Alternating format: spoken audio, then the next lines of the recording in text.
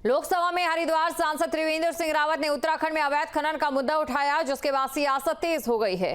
त्रिवेंद्र रावत ने कहा है कि उत्तराखंड के 4 मैदानी जिलों में अंधाधुंध अवैध खनन हो रहा है। सड़कों पर दौड़ते डंपर लोगों की जान ले रहे हैं। त्रिवेंद्र सिंह रावत के लोकसभा में दिए गए बयान के काउंटर में सचिव खनन ब्रिजेश कुमार संत का स्टेटमेंट भी सामने आया है। सचिव ने अपने स्टेटमेंट में त्रिवेंद्र सिंह रावत का नाम तो नहीं लिया, लेकिन उनके द्वारा उठाए गए मुद्दे के एक पॉइंट में जवाब जरूर दिए। उत्तराखंड के देहरादून, हरिद्वार, नैनीताल और उधम सिंह नगर जिलों में रात के समय अवैध रूप से संचालित खनन ट्रकों से संबंधित है। यह मुद्दा न केवल कानून और पर्यावरण सुरक्षा के लिए खतरा बनता जा रहा है, बल्कि आम जनता की सुरक्षा को भी गंभीर रूप से प्रभावित कर रहा है। यह देखा गया है कि राज्य सरकार और प्रशासन के स्पष्ट निर्देशों के बावजूद खनन माफिया द्वारा रात के समय ट्रकों का अवैध संचालन धड़ल्ले से किया जा रहा है। इन ट्रकों में भारी मात्रा में ओवरलोडिंग की जाती है और बिना किसी वैध अनुमति के खनिजों का परिवहन किया जाता है।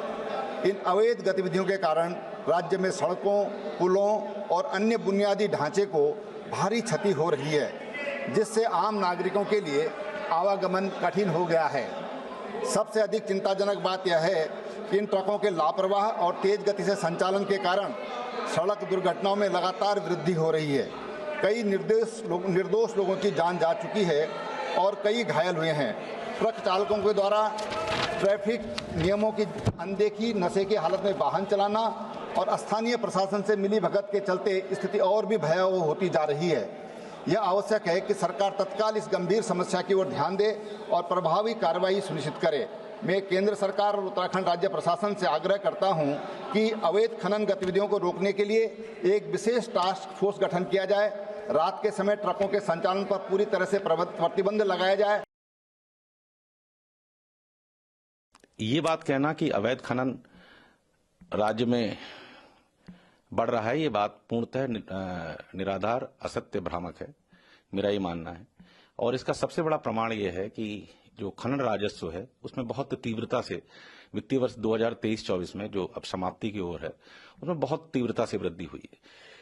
वो आज तक, जब तक इस उत्तराखंड प्रदेश का गठन हुआ है, इस राज्य के गठन 2002 के उपरांत 2025 तक, अब हम 2025 में आ गए हैं, इतना राजस्व कभी भी राजस्व खनन से प्राप्त नहीं हुआ है।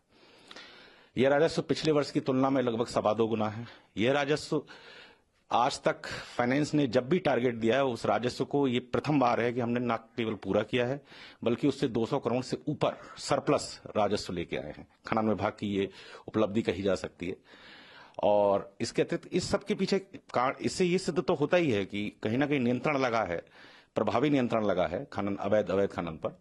और इसके पीछे इसके जो हम लोगों ने इसके लिए जो मॉडस ऑपरेंडी अपनाया है वो ये है कि एक तो हमने नियमों का सरलीकरण किया सबसे पहले, और दंडात्मक कार्रवाई बढ़ा दी। नियमों का सरलीकरण करने के साथ साथ दंड बढ़ा दिए। नंबर 2, हम लोगों ने नई टेक्नोलॉजी का प्रयोग कर रहे हैं। और नंबर 3, टास्क फोर्स तहसील स्तर पर, जिला स्तर पर, राज्य स्तर पर, तीनों स्तर पर गठित है, जो लगातार सर्वेलेंस करती है, लगातार देखती रहती है कि कहीं किसी तरह का कोई अवैध खनन ना हो। और जहां तक ये प्रश्न है कि रात्रि में खनन से भरे हुए ट्रक चलते हैं या इस तरह की बातें भी आती हैं, तो उसके लिए मेरा ये कहना है कि स्टोन क्रशर जो स्टील प्लांट होता है, वहां से तैयार माल जब निकलता है वो हमेशा वैध प्रपत्र के साथ निकलता है। और ट्रक रात में इसलिए ज्यादा चलते हैं क्योंकि भारी वाहनों की दिन में अनुमति नहीं है शहर। पूर्व मुख्यमंत्री और हरिद्वार से लोकसभा के सांसद त्रिवेंद्र सिंह रावत ने कल लोकसभा में उत्तराखंड के 4 मैदानी जिलों में अवैध खनन का मामला उठाया तो भारतीय जनता पार्टी के भीतर एक अंतर्द्वंद जैसी स्थिति पैदा हो गई। उधर शासन भी चौकन्ना हो गया और सरकार भी, और सरकार ने उनके बयान के जवाब में माइनिंग सेक्रेटरी बीके संत यानी ब्रजेश कुमार संत से एक स्टेटमेंट जारी कराया और उन्होंने बताया कि यहाँ पर कहीं भी अवैध खनन नहीं हो रहा है।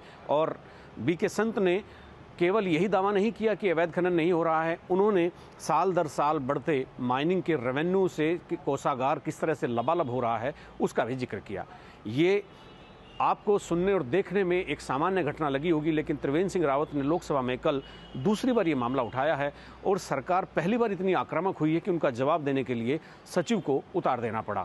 एक आईएएस अफसर को पॉलिटिशियन के सामने उतारना ये एक असाधारण बात है और अब कुल मिलाकर इसको राजनीतिक विश्लेषक भारतीय जनता पार्टी के भीतर जो एक अंतर्द्वंद है उसके रूप में देख रही हैं। और त्रिवेंद्र सिंह रावत और पुष्कर सिंह धामी, एक पूर्व मुख्यमंत्री है, एक मौजूदा मुख्यमंत्री हैं, दोनों गुरु भाई हैं, दोनों भगत सिंह कोश्यारी की राजनीतिक पाठशाला से शिक्षा लेकर राजनीति में आए हैं। अब देखना यह है कि दोनों गुरु भाइयों के बीच छिड़ा ये शीत युद्ध किस करवट बैठेगा, इस पर तमाम लोगों की निगाह लगी हुई है। लेकिन पुष्कर सिंह धामी ने अपना स्टैंड लिया और उन्होंने लोकसभा में अपनी बात कही। अब देखना यह है कि त्रिवेंद्र सिंह रावत का कोई अगला जवाब होगा या वो शांत बैठ जाएंगे। न्यूज़ स्टेट के लिए देहरादून से अजीत सिंह राठी।